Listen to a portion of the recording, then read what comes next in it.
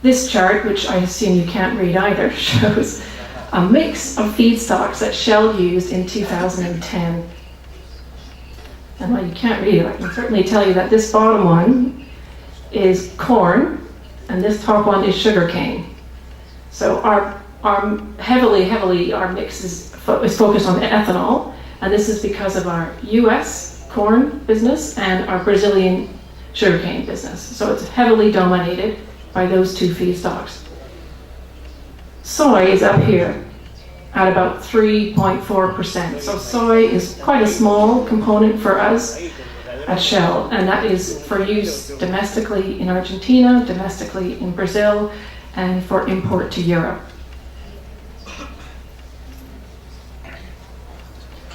Of course, we know for biofuels that there are concerns.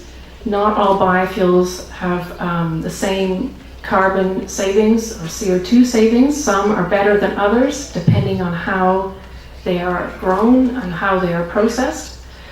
And these are things that we are looking at very heavily right now, globally, along with a number of other players. There are other concerns as well, which we are very familiar with here in RTRS, such as social or environmental consequences.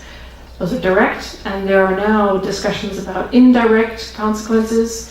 So there's a lot of focus by a lot of stakeholders on the side effects of biofuels. So we are very concerned at Shell, and we want to make sure that we pick the best biofuels, which have the least negative, and in fact have very positive benefits. Which is why we support the RTRS, because we believe the RTRS, as a multi-stakeholder standard, has good support. It has a credible standard, and it should receive the most support in terms of government support and NGOs and producers, because producers are members of RTRS, of course. So RTRS set up a biofuels working group in end of 2009. We had our first meeting December 3rd, and the members are shown on this slide. So it's a fairly small group of RTRS members who've been working on this working group. And so far, we've been very focused on the European Renewable Energy Directive. Briefly, to remind you, the Renewable Energy Directive, it came into force December 2010, in theory, in all 27 member states in Europe. However, as of today, only Germany has fully implemented the European Energy Directive. The other countries are still catching up. Several are close, but it'll take some time for all member states to implement. Nevertheless, Germany is the biggest market, so it's got a big influence on our purchasing and everyone else's behavior in Europe. So the directive says you must have 20% of your energy in Europe must come from renewable sources by 2020, and more specifically, 10% of your transport fuel must come from renewable sources, and that's the biofuels piece. And there's another related piece of legislation called the Fuels Quality Directive, which is not yet in place, but that one will require CO2 savings. And that's where it will get very interesting, where if you can show calculations that your soy has got better savings than someone else's, there will be a value to that when that directive is in place. Now, in addition to the blending targets, there are mandatory sustainability requirements. Those of you who were at the conference last year have heard this story many times, so I don't want to dwell too much on this. But again, to remind you, 35% greenhouse gas savings as a minimum.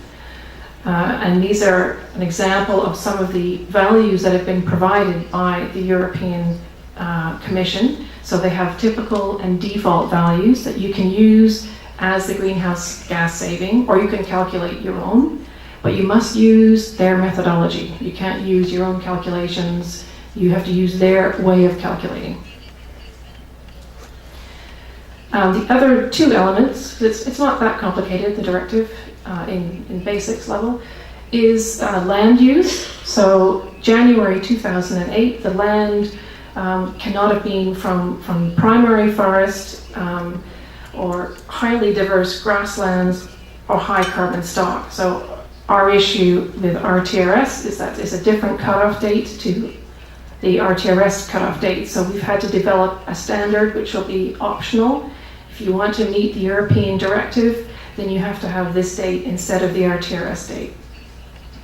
And the other element is you can't use the book and claim certificate. You have to use mass balance for European directive.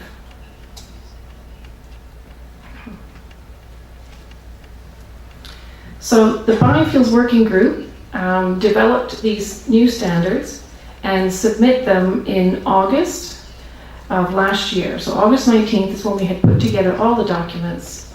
We then received feedback from the Commission in November. We redid the documents, submitted them in December, received a second set of feedback, which we then resubmitted in March, basically. So in March, we put together the final submission, and that includes, although you can't read it, there's 4 new documents. So there's a system description, there's the requirements for producers, requirements for the supply chain, and a bit on communications and claims. Those are 4 dedicated documents just for Renewable Energy Directive.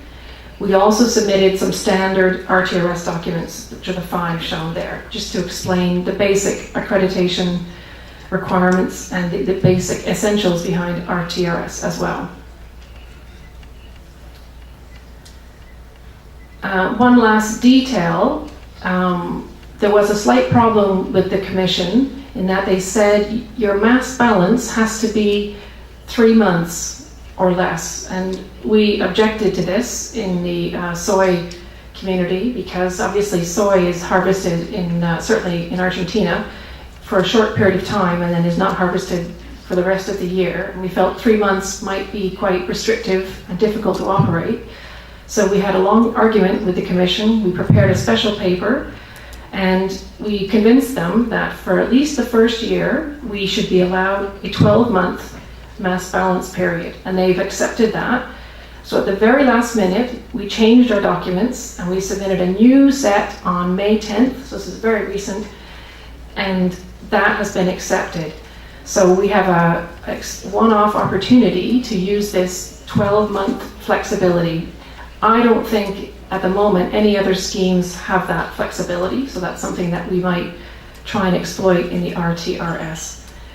So on May 27th, the Commission had a meeting and they have approved, I mean, the Commission has very complicated processes, but the Commission did not object to our standard or 6 other ones. So there are 7 standards which were approved on May 27th for use in Europe.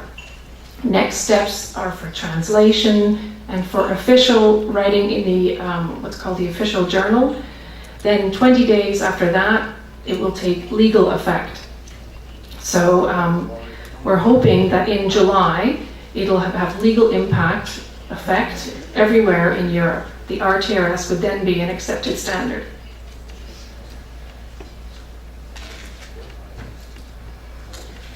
So the next steps for the Biofuels Working Group really are to obviously help all of the producers and the supply chain become certified and get RTRS used for biofuels.